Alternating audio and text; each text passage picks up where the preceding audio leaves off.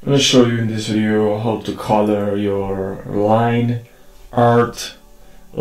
So not to color like how you can do it, but I'm just going to show you a quick tip, trick in Procreate. So here, if you click on layers and you add another layer and you move this underneath the layer 1. So if you move it under layer 1, now you can click on layer 1 and select a reference here.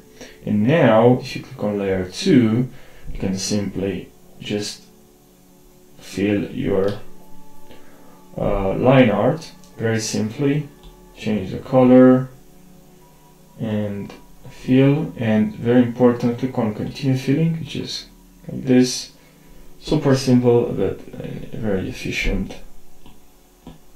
So I really hope you found this helpful. If you have any questions or suggestions for the next tutorial, make sure you leave your tips, your suggestions in the comments section. Thank you for watching and take care.